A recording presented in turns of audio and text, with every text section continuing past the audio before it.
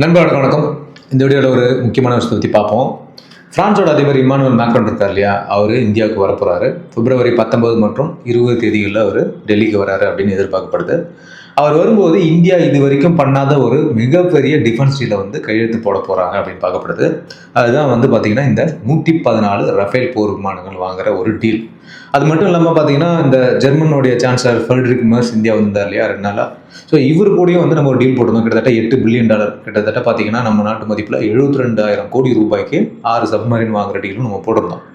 சரி, இந்த விஷயம் எல்லாருக்குமே தெரிஞ்சிருக்கும், நியூஸ் பேப்பர்லாம் நிறைய வந்திருக்கு.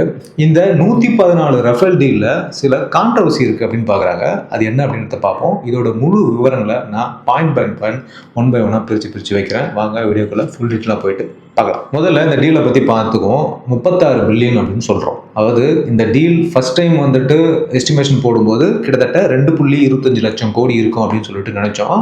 ஆனால் இப்போ வர லேட்டஸ்ட் நியூஸ் படி பார்த்தீங்கன்னா மொத்த மதிப்பு சுமார் 5.25 லட்சம் கோடி அப்படின்னு சொல்கிறாங்க. அதாவது $36 பில்லியன் அப்படின்னு சொல்லப்படுது. அதாவது ஒரு விமானத்தோட விலை மட்டும் பார்த்தீங்கன்னா கணக்கு பண்ணால் சுமார் 2,850 கோடி ரூபாய் வருது நம்ம நாட்டு மதிப்பில். இது இந்தியாவோட மிகப்பெரிய டிஃபென்ஸ் டீல் அப்படின்னு நம்ம பார்க்குறோம். இங்கே கான்ட்ரவர்சி நான் சொன்னோம் இல்லையா, அது என்ன அப்படின்னா ஃபர்ஸ்ட் விஷயம் நோ சோர்ஸ் கோட். இதுதான் பெரிய பிரச்சனையாக இருக்குது. இங்கே நமக்கு வந்து இது இஷ்யூவாகவும் ஆகிட்டுருக்கு. அதாவது இவ்வளோ பணம் கொடுத்து நம்ம வந்து ஃப்ரான்ஸுக்கிட்டேருந்து இந்த விமானத்தை வாங்கும்போது அதோட சோர்ஸ் கோடை நமக்கு அவங்க தரமாட்டேன் அப்படின்னு சொல்கிறாங்க. சோர்ஸ் கோடு அப்படின்றது என்ன அப்படின்னா ஒரு சாஃப்ட்வேர், விமானத்தோட அது இதயம் அல்லது உயிர் நாடி அப்படின்னு சொல்லுவோம். ரஃபேல் மாதிரியான இந்த ஒரு லேட்டஸ்ட் விமானங்கள்லாம் பார்த்தீங்கன்னா முழுக்க கம்ப்யூட்டரைஸ்டு ப்ரோக்ராமில் தான் வந்து இயங்கக்கூடியது அப்படின்னு நமக்கு தெரியும். ரேடார் வந்து எதிரியை கண்டுபிடிக்கிறதாகட்டும், ஏவுகணையை சரியான டைமில் லான்ச் பண்ணுறதாகட்டும், எல்லாத்துக்குமே வந்து இந்த சாஃப்ட்வேர் தான் முடிவு பண்ணும் அப்படின்னு சொல்லப்படுது. இந்த சாஃப்ட்வேரை உருவாக்கின இன்ஜினியர் என்ன பண்ணுவாருன்னா ஒரு ப்ரோக்ராமிங் லைன்ஸ் வந்து எழுதியிருப்பாரு, அந்த கோடை வந்து எழுதியிருப்பாரு. அந்த சோர்ஸ் கோடு இல்லாமல் நம்மளால் அந்த விமானத்தோட சாஃப்ட்வேரில் எந்த மாற்றமும் செய்ய முடியாது அப்படின்னு பார்க்குறோம். அது மட்டும் இல்லாமல் அந்த சோர்ஸ் கோடு எல்லாமே லாக்ல இருக்கும் அப்படின்னு பார்க்கப்படுது. இதில் ஒரு சின்ன நிம்மதி என்ன அப்படின்னு பார்த்தீங்கன்னா நம்மளுடைய தயாரிப்பான இந்த ஆஸ்ட்ரா ஏர் டு ஏர் மிசைல் இருக்கு இல்லையா, அதை இதில் பொருத்தி கொடுக்குறோம் அப்படின்ற மாதிரி அவங்க ஒரு சம்மதமும் தெரிவிச்சிருக்காங்க அப்படின்னு பார்க்கப்படுது. சரி, பிரான்ஸ் ஏன் இதை தரமாட்டேன்றாங்க இந்த சோர்ஸ் கோட் அப்படின்னு பார்த்தீங்கன்னா அவங்க இதுக்கு என்ன சொல்கிறாங்கன்னா இது அவங்களுடைய பல வருஷ உழைப்பு அப்படின்னு சொல்கிறாங்க. மற்றும் இந்த ரகசிய தொழில்நுட்பம் ஒருவேளை வெளியே தெரிஞ்சு போச்சுன்னா, அதாவது இந்த சோர்ஸ் கோடு வெளியே தெரிஞ்சு போச்சு அப்படின்னா எதிரிகள் வந்து அந்த சாஃப்ட்வேரில் இருக்கக்கூடிய வல்னரபிலிட்டிஸ், அதாவது இந்த ஓட்டைகள்லாம் கண்டுபிடிச்சி விமானத்தை ஹேக் பண்ணவோ அல்லது ஜாம் பண்ணவோ வந்துட்டு வாய்ப்பு இருக்குது அப்படின்னு சொல்கிறாங்க. அதனால தான் எந்த நாடும் தன்னுடைய போர் விமானத்தோட சோர்ஸ் கோடை அவ்வளோ சீக்கிரம் தராது. பட் நம்ம இவ்வளோ விலை போட்டு வாங்கும்போது அவங்க அந்த ஹெல்ப்பை நமக்கு பண்ணியிருக்கலாம், ஆனால் பண்ண மாட்டேன்னு சொல்லிட்டாங்க. இது ஒரு விஷயம். ரெண்டாவது விஷயம் என்னன்னு பார்த்தீங்கன்னா வெறும் 30% தான் மேக் இன் இந்தியா அப்படின்னு சொல்லப்படுது. இந்த டீலில் பெரிய விமர்சனமே இதுதான் அப்படின்னு சொல்கிறோம். இவ்வளோ கோடி நம்ம செலவு பண்ணியும் இந்த விமானங்களில் வெறும் 30% தான் இந்தியாவுடைய தயாரிப்பில் வந்து இவங்க இந்திய தயாரிப்பு பாகங்களில் யூஸ் பண்ணுவோம் அப்படின்னு சொல்லியிருக்காங்க. 114 விமானங்களில் கிட்டத்தட்ட 96லேருந்து 102 விமானங்கள் வந்து இந்தியாவில் இருக்கக்கூடிய நம்ம டாடா மாதிரியான நிறுவனம் மூலமாக தான் அசம்பிள் செய்யப்படும் அப்படின்னு சொல்கிறாங்க. ஆனால் வெறும் 30% லெவல் தான் நம்மளுடைய பங்கு இருக்குது அப்படின்னா அந்த இடத்துல நம்ம என்ன வேலை செய்யணும்னா ஸ்க்ரூ டிரைவர் எடுத்து முடுக்கிற வேலையை தான் இருக்கும். அதாவது ஜஸ்ட் ஒரு அசம்பிள் பண்ணுற வேலையாக மட்டும் தான் இருக்கும் அப்படின்ற மாதிரி டிஃபென்ஸ் எக்ஸ்பர்ட்ஸ்லாம் கவலைப்படுறாங்க. சரி, மூணாவது விஷயம் என்ன அப்படின்னா ஏன் இவ்வளோ விலை அப்படின்னு பார்த்தீங்கன்னா இந்த விலை வந்து அதிகமாக இருக்கிறதுக்கு நிறைய காரணங்கள் இருக்குது அப்படின்னு பார்க்கப்படுது.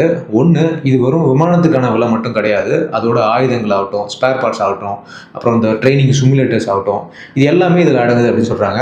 மேலும் இந்தியாவில் இதை அசம்பிள் பண்ணுறதுக்கு பிளான்ட் மற்றும் இந்த மெயின்டெனன்ஸுக்கான விஷயங்கள், அது எம்ஆர்ஓன்னு சொல்கிறாங்களே, இந்த வசதியெல்லாம் வந்து உருவாக்கணும், அதுக்கான செலவும் இதில் சேர்த்துருக்காங்க அப்படின்னு சொல்லப்படுது. சரி, இவ்வளோ விமர்சனங்கள் இருந்தாலும் சில நல்ல விஷயங்கள் இருக்குது அப்படின்னு பார்க்குறோம். ஒன்று வந்து சக்தி வாய்ந்த படை, அதாவது ஏற்கனவே நம்மக்கிட்ட 36 ரஃபேல் வந்துட்டு இருக்கு.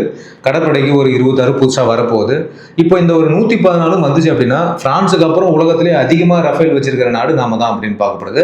அடுத்தது எதிரிகளுக்கு பயம். யார் எதிரி? சீனா மற்றும் பாகிஸ்தான். அது இந்த சீனா மற்றும் பாகிஸ்தான் நிலையில ரஃபேலோட பர்ஃபார்மன்ஸ் வந்துட்டு வேற லெவலில் இருந்துச்சு. ஆப்ரேஷன் சிந்தூர்லேயே வந்து அவங்க அதை பார்த்துருப்பாங்க. இதோட எலக்ட்ரானிக் வார்ஃபேர் சிஸ்டம்லாம் வந்து ரொம்ப அட்வான்ஸ் ஆனது அப்படின்னு பார்க்குறோம். அடுத்து பார்த்தீங்கன்னா ராஜதந்திர உறவு, அதாவது இந்த ஐநா சபையில் பார்த்தீங்கன்னா நமக்கு ஒரு நிரந்தர உறுப்பினர் பதவி வேணும் அப்படின்னு சொல்லிட்டு நம்ம பேசிட்டு இருக்கோம். அதுக்கு பிரான்ஸ் மாதிரியான நாடுலாம் சப்போர்ட் பண்ணுறாங்க. ஸோ அதனால அவங்க கூட ஒரு பெரிய டிஃபென்ஸ் டீல் போடுறது நமக்கு ஸ்ட்ராட்டஜிக்கலாக ஒரு முக்கியமான விஷயமா பார்க்கப்படுது. சரி, இப்போ 4வது விஷயத்துக்கு நான் வரேன். முக்கியமான கான்ட்ரவர்சி என்ன அப்படின்னா இந்தியா ஏன் இந்த Su-57, ரஷ்யாவோட Su-57 இருக்கு இல்லையா, ஸ்டெல்த் ஃபைட்டர், அது அப்புறம் அமெரிக்கா கொடுக்கறதுக்கு ரெடியாக இருந்த F-35, இந்த ரெண்டுத்தையும் விட்டுட்டு ரஃபேல் பக்கம் போச்சு அப்படின்னு சொல்லிட்டு சில முக்கியமான காரணம் இருக்கு. ஏன் ரஷ்யாவோட Su-57 வந்து நம்ம வேணாம் அப்படின்னு சொன்னோம் அப்படின்னா இந்த Su-57 வந்து பார்த்தீங்கன்னா ஒரு 5th ஜென்ரேஷன் விமானம் அப்படின்னு தான் சொல்கிறோம். ஆரம்பத்தில் இந்தியாவும் ரஷ்யாவும் சேர்ந்து தான் இதை உருவாக்க பிளான் பண்ணோம். அது இந்த ஃபக்பா ப்ராஜெக்ட் அப்படின்னு சொல்லுவாங்க, FGFA அப்படின்னு சொல்லிட்டு. ஆனால் சில வருஷத்துலேயே பார்த்தீங்கன்னா இந்தியா அதுலேருந்து வெளியே வந்துருச்சு அப்படின்னு பார்க்குறோம். ஏன் வந்துட்டோம் அப்படின்னு பார்த்தீங்கன்னா முதல்ல டெக்னாலஜியோட ஏமாற்றம் அப்படின்னு பார்க்கப்படுது. அதாவது Su-57 இன்ஜின் மற்றும் அதனுடைய ஸ்டெல்த் கேப்பபிலிட்டிலாம் வந்து நம்ம எதிர்பார்த்த அளவுக்கு இல்லை அப்படின்ற மாதிரி பார்க்கப்படுது.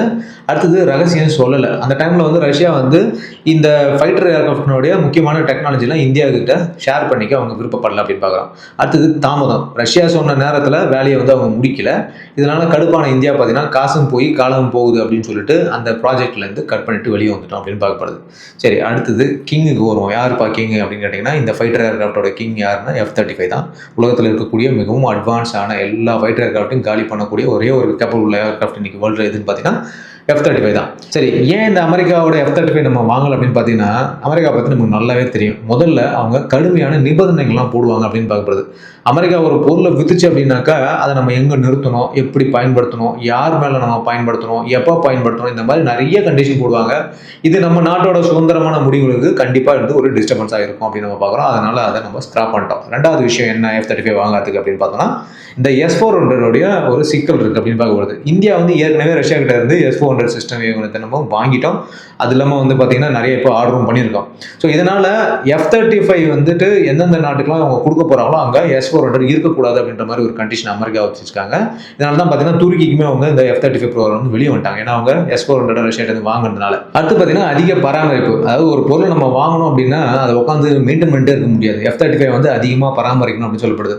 இன்னொன்று என்ன சொல்கிறாங்க அப்படின்னா அது ஒரு முறை ஒரு யூஸ் பண்ணிட்டு திருப்பி வந்தால் திருப்பி ரீகோட் பண்ணணும்னு சொல்கிறாங்க. அப்போ தான் வந்து அந்த ரேடாரெல்லாம் அது வந்துட்டு அந்த செக்ஷன் வந்துட்டு பார்த்தீங்கன்னா மறைக்கும் அப்படின்ற மாதிரி சொல்லப்படுது. இந்த மாதிரி நிறைய டிஃபிகல்ட்டிஸ் அதில் இருக்குது அப்படின்னு பார்க்குறோம். அதனால அது நம்ம தேவையில்லை அப்படின்ற மாதிரி ஒதுக்கிட்டோம் அப்படின்னு பார்க்கப்படுது. சரி, ஏன் ரஃபேல் வந்து வின்னர் ஆச்சு அப்படின்னு பார்த்தோன்னா முதல்ல நம்பகத்தனமான பார்ட்னர். அதாவது 1999 கார்கில் போரில் மற்ற நாடுங்க நமக்கு கை கொடுக்க தாங்கினப்போ ஃப்ரான்ஸும் இஸ்ரேல் தான் நமக்கு வந்து கிட்ட நின்னாங்கன்னு பார்க்கப்படுது. ஃப்ரான்ஸோட மிராஜ் விமானங்கள் வந்து பார்த்தீங்கன்னா இந்த லேசர் கைடட் பாம்லாம் இமீடியட்டாக நமக்கு கொடுத்தாங்க. மிராஜுக்கு நம்ம மிராஜ் யூஸ் பண்ணிட்டு இருந்தோம். பட் அந்த பாம்ஸ் எல்லாம் இமீடியட்டாக நமக்கு டெலிவரி பண்ணாங்க. அது மட்டும் இல்லாமல் நமக்கு வந்து ஸ்பேர் பார்ட்ஸை இமீடியட்டாக கொடுத்தாங்க. மற்ற வெஸ்டர்ன் கண்ட்ரிலாம் என்ன சொல்லியிருப்பாங்கன்னா வார் டைமில் வந்து அதிகமாக நாங்கள் கொடுக்க மாட்டோம், உதவி பண்ண மாட்டோம். ஏன்னா அதிகமாக உதவி பண்ணோம்னா இன்னும் இன்டென்சிஃபையாக போகும் அந்த வார் அப்படின்றனால அந்த மாதிரி நிராகரிப்பாங்க. ஆனால் ஃப்ரான்ஸ் அதெல்லாம் பண்ணலை. இந்தியாவுக்கு என்னென்ன தேவையோ உடனே வந்து அமுச்சு வச்சாங்க அப்படின்னு பார்க்கப்படுது. அடுத்து நியூக்ளியர் கேப்பபிலிட்டி. இந்தியாவோட அணு ஆயுதங்களை சுமந்து செல்றதுக்கு வந்து பார்த்தீங்கன்னா ரஃபேல் வந்து ஒரு பக்காவான ஒரு ஏர்கிராஃப்ட் அப்படின்னு பார்க்குறோம். இது நம்ம பாதுகாப்புக்கு ரொம்ப ரொம்ப முக்கியம் அப்படின்னு பார்க்கப்படுது. அதாவது 20ஸ்லேருந்தே வந்து பார்த்தீங்கன்னா ரஃபேல் வந்து பார்த்தீங்கன்னா ஒரு சிறந்த விமானம் அப்படின்னு சொல்கிறாங்க. அதாவது ஆம்ரி ரூல் விமானம் சொல்லப்படுது. ஆம்ரி விமானம் அப்படின்னாக்கா இதை வந்து ஒரு உளவு பார்க்க விமானமும் யூஸ் பண்ணலாம். அதே சமயத்தில் நாட்டுக்குள்ளே போயிட்டு குண்டு போடவும் இதை யூஸ் பண்ணலாம். அது மட்டும் இல்லாமல் ஏர் டு ஏர் காம்பேக்ட்லையும் இது வந்து சிறந்து விளங்கும் அப்படின்னு பார்க்குறது. அது ஒரு மல்டி ரோல் ஏர்கிராஃப்ட் அப்படின்னு பார்க்குறோம். அடுத்தது இந்தியாவுக்கான கஸ்டமைசேஷன். அதாவது இஸ்ரேலுடைய ஹெல்மெட் மவுண்ட் டிஸ்பிளே இருக்குது இல்லையா, அதை ஃபிக்ஸ் பண்ணுறதுக்கு ஒத்துக்கினாங்க ஃப்ரான்ஸு. அதை பண்ணி கொடுத்துருக்காங்க. அதுக்கப்புறம் பார்த்தீங்கன்னா லோ டெம்பரேச்சரில் ஸ்டார்ட் ஆகிற மாதிரி, அது இந்தியாவுக்கு ஏற்ற மாதிரி 13 மாற்றங்கள் வந்து ஃப்ரான்ஸ் வந்து செஞ்சிருக்குதுல அப்படின்னு பார்க்குறது. நிறைய நாடுகள் இதெல்லாம் பண்ண மாட்டாங்க. சுருக்கமாக சொல்ல போனோம்னா Su-57 வந்து டெக்னாலஜி சரி கிடையாது. F-35 வந்துட்டு அரசியல் அதிகமாக இருக்குது. ஆனால் ரஃபேல் நமக்கு ஒரு நம்பகத்தனமான நண்பன் மாதிரி எல்லா வகையிலும் செட் ஆகிச்சு அப்படின்னு பார்க்கப்படுது. அதனால தான் ரஃபேல் மேலே இந்தியா இவ்வளோ காசை கொடுக்குறாங்க அப்படின்னு பார்க்கப்படுது. முடியுமா என்ன நடக்கும் அப்படின்னு பார்த்தீங்கன்னா இப்போதைக்கு இது வெறும் வந்து இந்த ஸ்டேட்மெண்ட் ஆஃப் கேஸில் தான் இருக்குது. அது அந்த ஆரம்ப கட்ட விஷயத்தில் தான் இருக்குது அப்படின்னு சொல்கிறாங்க. இதுக்கப்புறம் நம்மளுடைய பாதுகாப்பு அமைச்சகம், நிதி அமைச்சகம் பல இடங்களில் வந்து விவாதம் பண்ணுவாங்க. நம்ம நாட்டு பாதுகாப்பு அமைச்சகம் அந்த MOD இருக்கு இல்லையா, அவங்க வந்து இந்த 30% நம்மளுடைய கான்ட்ரிபியூஷன் வந்து 50லேருந்து 60 வரைக்கும் வந்துட்டு மாற்றணும்னு சொல்லி ஃப்ரான்ஸுக்கு ப்ரெஷர் கொடுக்கலாம். இந்த மாதிரி விஷயங்கள்லாம் எதிர்பார்க்கப்படுது. ரஃபேல் வரது வந்து பார்த்தீங்கன்னா இந்திய விமானப்படைக்கு ஒரு பெரிய தெம்பு தான். ஆனால் விலை தான் வந்து ரொம்ப அதிகமாக இருக்குது அப்படின்னு பார்க்கப்படுது. சரி, இப்போ நான் இந்த விஷயங்கள்லாம் சொன்னேன் இல்லையா, இதிலிருந்து உங்களுடைய கருத்தை தெரிவிங்க. முதல்ல நம்ம Su-57 இல்லை F-35 ரிஜெக்ட் பண்ணது நல்ல விஷயமா, அதுக்கு அகேன்ஸ்டாக ரஃபேல் போனது ஒரு நல்ல சாய்ஸான்னு பாருங்கள். ரெண்டாவது, நம்மளுடைய தேஜஸ் மார்க் 2ல் நம்ம ஏன் இன்னும் வந்து இந்த இன்வெஸ்ட்மெண்ட்டை பண்ணி அதை வந்து ஃபாஸ்டர் பண்ணக்கூடாது, அல்லது நம்மளுடைய 5th ஜென்ரேஷன் ஃபைட்டரான AMKA இருக்கு இல்லையா, அதை வந்து நம்ம ஏன் இன்னும் ஃபாஸ்டர் பண்ணக்கூடாது, இந்த அமௌண்ட் அதில் செலவு பண்ணாமல் அப்படின்ற கருத்துக்களை நீங்கள் வீடியோவில் தெரிவிங்க.